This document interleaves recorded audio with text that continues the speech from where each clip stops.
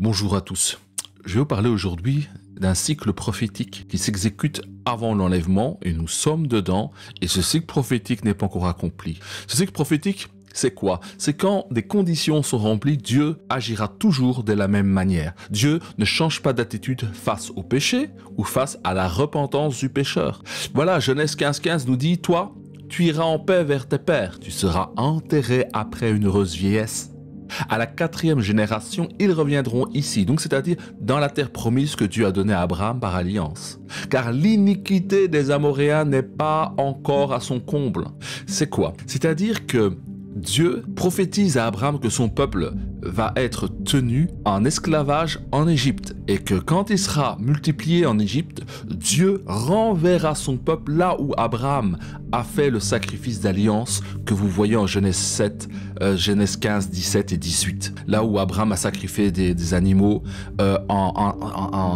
sur la terre promise. Et là, Dieu lui promet que son peuple, qui est issu des reins d'Abraham, va revenir en ce lieu. Mais pour qu'il revienne, il y a une chose qui doit se faire. C'est que le peuple doit se multiplier et Dieu va attendre 4 générations, c'est-à-dire 430 ans, avant de faire sortir le peuple hébreu qui va devenir Israël pour aller vers la terre promise. Mais Dieu a une condition. Il attend que le péché des Amoréens soit à son comble. Et je vous dis, le péché arrive à son paroxysme. Le péché, ici en Europe, aux États-Unis, à Babylone, est à son comble. Il souille les enfants avec des contes pour enfants racontés par des dark queens dans des habits, dans des apparences obscènes. Des enfants se suicident parce qu'à l'école, ils ont été persécutés par d'autres enfants, poussés au suicide. Notre société est mortifère. Il n'y a plus de morale, il n'y a plus de bien, il n'y a plus de mal. L'homme veut jouir à n'importe quel prix. Il veut le plaisir à tout prix. L'homme d'aujourd'hui, l'homme moderne, aime le plaisir, les plaisirs impurs, les plaisirs abominables, les plaisirs honteux. Ils aiment ça plus que Dieu, au point qu'ils disent qu'il n'y a point de Dieu et que eux-mêmes déterminent les valeurs. Parce qu'il n'y a plus de bien ou de mal, il n'y a que des valeurs pour eux. Oui, la Bible, la parole de Dieu, nous dit que le péché des Amoréens, quand il est arrivé à son comble, ça a été le jugement pour l'Égypte et le peuple d'Israël, le peuple hébreu a pu sortir. De même, quand le péché sera arrivé à son comble, notre enlèvement viendra. Nous serons enlevés, l'Église sera enlevée de ce monde impur, car plus personne ne pourra résister face au péché, à l'ambiance nauséabonde qu'il va avoir lieu sur la terre. C'est pour cela que Dieu devra nous enlever. Mais au moment où nous serons enlevés, ça sera le jugement pour tous ceux qui ont rejeté le Messie et sa parole, pour tous ceux qui auront accueilli le mal et auront voulu jouir à tout prix et qui auront aimé le plaisir plus que Dieu. Mes frères, mes sœurs, encore un peu de temps et l'enlèvement aura lieu. Encore un peu de temps et nous verrons les abominations comme nous n'en avons jamais vues se produire sur la terre comme au temps de Noé, comme au temps de Sodome et Gomorrhe, où leur péché est arrivé à son comble et le jugement de Dieu est venu. Voilà le cycle prophétique dans lequel nous sommes et la Bible nous montre cette période pour que nous puissions nous préparer et nous garder du mal en buant nauséabond qui est là.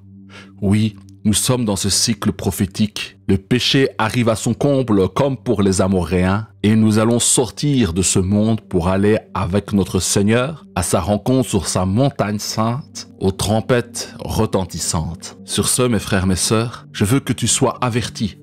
Et en faisant cette vidéo, je me fortifie moi-même et je t'encourage à te fortifier et à ne point te décourager en voyant le mal qui abonde, les abominations qui abondent, car il est dit « Heureux ceux qui ont soif de justice ». La justice, c'est quoi? C'est que le mal soit condamné, que le mal soit dénoncé pour ce qu'il est et que le bien soit promu. Jésus, notre Seigneur, le Maître de justice, viendra avec sa rétribution et rendra à chacun selon ses œuvres. Et il ôtera tous les scandales qui ont lieu dans ce monde. Parce qu'ils commettent des scandales contre les enfants. Ils commettent des scandales contre les anciens et les personnes âgées. Ils ont provoqué la mort des personnes âgées avec le Rivotril. Ils ont menti pour nous faire peur avec la mort et ces fausses épidémies. ils mentent, ils commettent des abominations et ils iront toujours plus mal. Ils iront toujours plus loin dans le mal. Mes frères, mes sœurs, gardons-nous du mal. Sauvons-nous de cette génération plus perverse que celle qui était là au temps de Noé. Plus perverse encore que Sodome et Gomorrhe. Car cette troisième génération va subir un jugement puissant et fort de Dieu dès que l'enlèvement aura eu lieu. Nous sommes dans ce cycle prophétique. Le péché de Sodome et Gomorrhe, de Babylone, n'est pas arrivé encore à son comble, mais nous voyons que nous sommes tout près de cette ligne de crête. Nous arrivons à un paroxysme.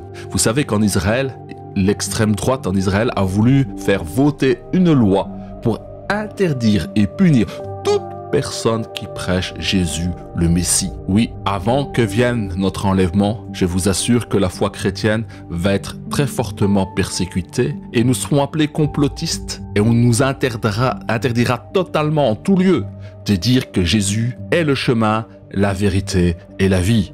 C'est-à-dire qu'il n'y a pas de salut dans le bouddhisme, il n'y a pas de salut dans la foi musulmane, il n'y a pas de salut dans les philosophes.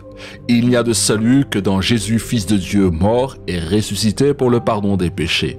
Ceux qui confessent son nom, ceux-là parviennent à la vie éternelle et ne seront point jugés avec le monde. Mes frères, mes sœurs, sauvez-vous et sauvez ceux qui sont autour de vous de cette génération perverse, car notre délivrance est proche.